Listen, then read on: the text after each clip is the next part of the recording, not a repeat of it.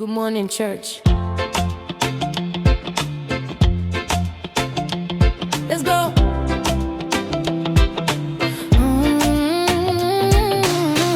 So Chantel, as we mentioned earlier, we have with us Ms. Marsha Walker, a political and a social activist, and she'll be here to help shed some light on the many dark, ignorant areas of this thing that we discuss in the state of emergency and everything concerning that. So, welcome to Good Morning Church, Ms. Walker. Good morning. Good morning. Thank you for having me. Yeah, it is a pleasure to have you all here. I must say, even though we did go to school and we are variably well educated, every time guests like you all come on, we just feel like we're in class and we learn. So I want to kick things off. Yeah, go ahead. You say you hope? Yeah, I hope I could shed some light. You would. Okay. Yes.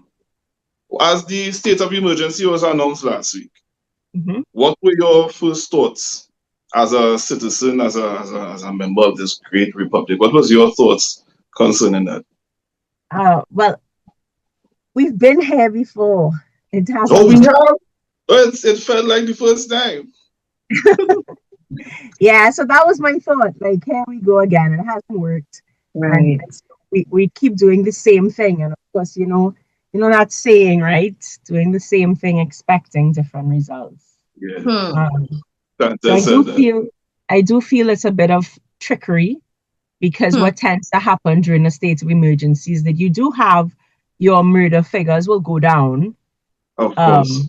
So you get to say, political things like the murder rate dropped or the lowest murder rate in however long, Right. but it doesn't really solve crime, does it? And then in particular, it's right now, it's like a kind of a pressure pot, because unemployment is high. I mean, the CSO has put that out.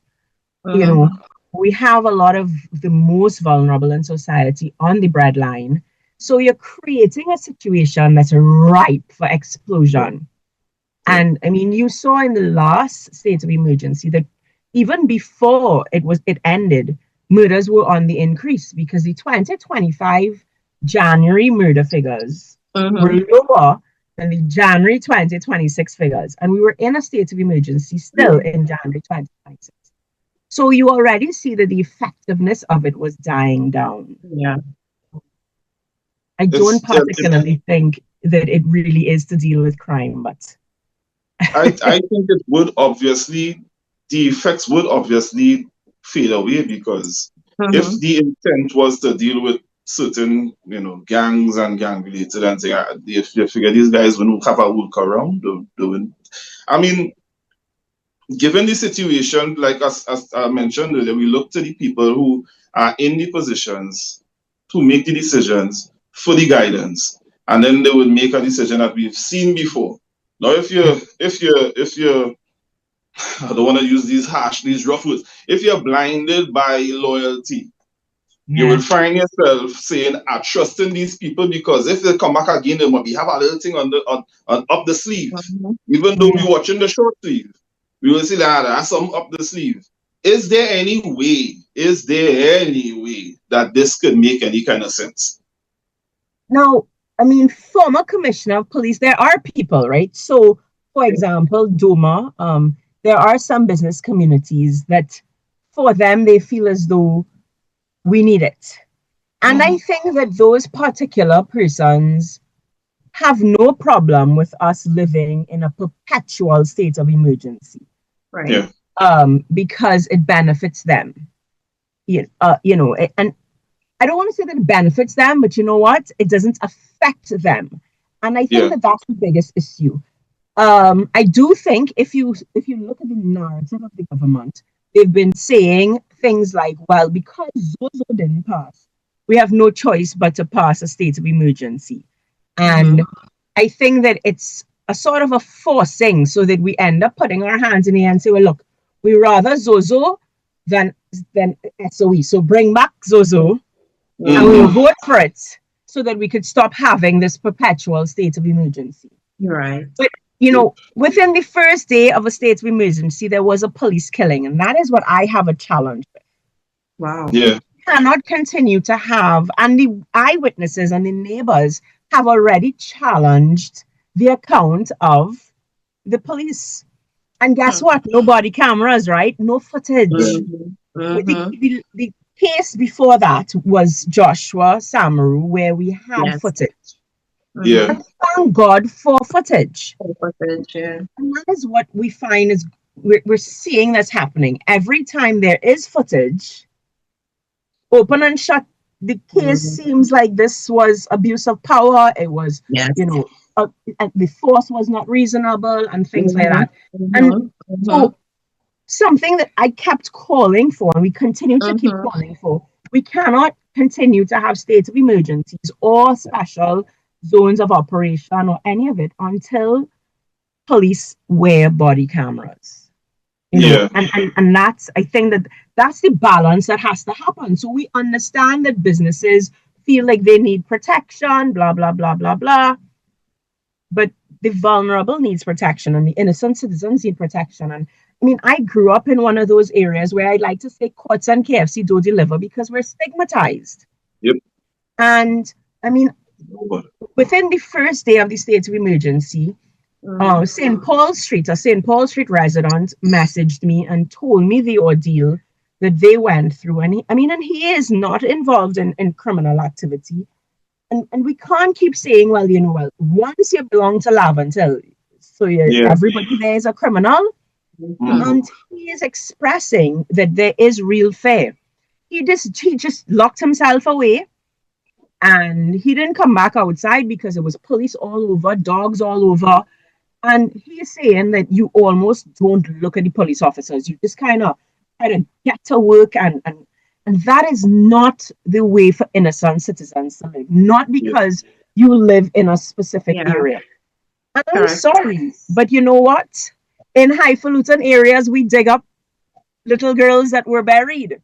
In highfalutin areas, we found the first ever human trafficking convict.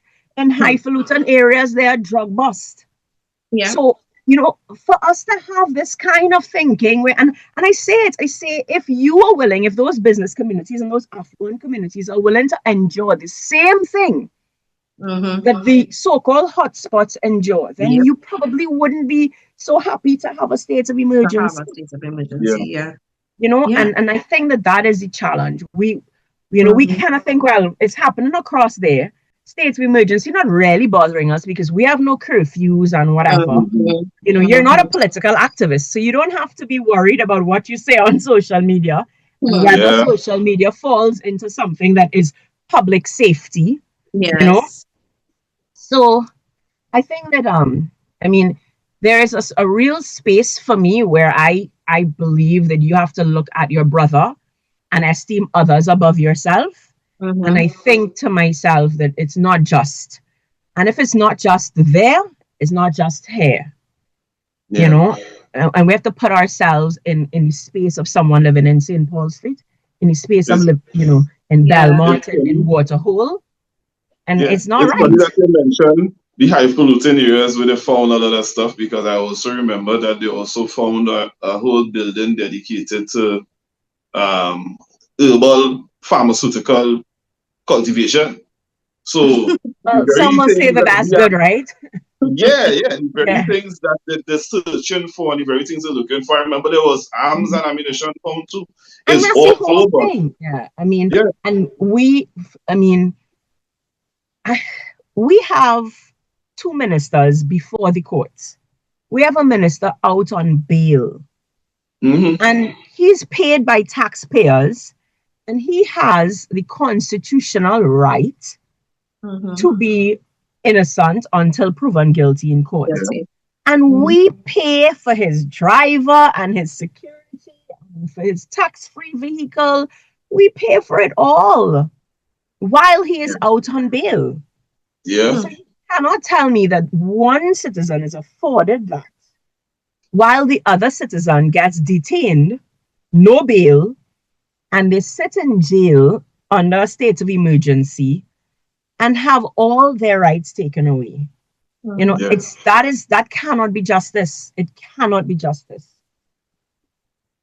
So it doesn't really feel like the SOE was like for everyone. No, but it's not. You know, I always say if we treat parliamentarians like we treat persons in hotspots, you know, let me see. You know, Yeah. when businesses owe taxes, millions and millions of taxes, or when they defraud. So just recently in a joint select committee, we saw that big businesses are constantly doing like valuation fraud. So they put in an invoice for a lower figure to pay less taxes. Isn't that criminal activity? Correct. But we don't see people being detained and swept down. And so these things contribute to crime the same way. They may not be holding a gun, but the actions on the top influence the final little young boy being desperate and holding a gun. Yeah. Unless it's desperation. It's a lot of it comes, and we'd like to say, you know, poverty is not the reason, but when you live that kind of unjust life where you cannot get a job just because of your address and all of that, Yeah. then it wouldn't be so easy to say, because I mean, we all watch Netflix and we all hear the stories.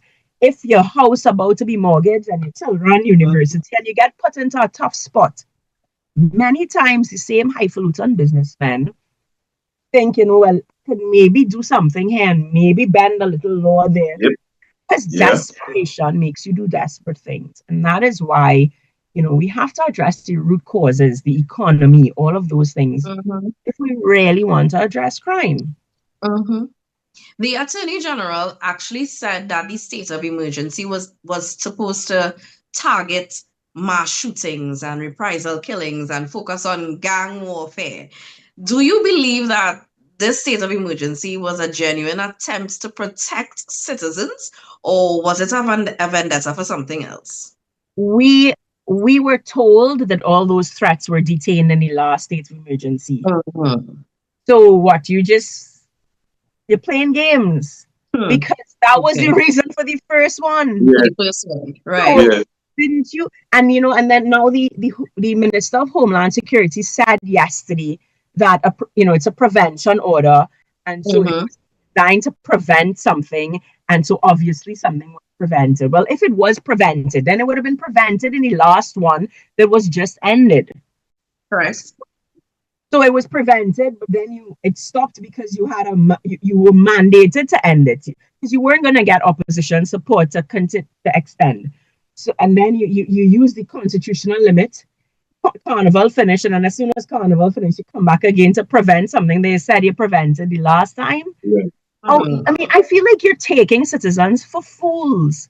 And if you ask me, my personal opinion is... Sorry to cut you off, That's okay. Sorry to cut you off. We have to go for a break, and we'll be right back. Please hold that thought, because I will. I'm going going to don't forget. We'll be right back. I'm going to write it down. Good morning, church. Good morning, church. Good morning, church. Let's go. Sun is up, birds singing. Time to get your blessing.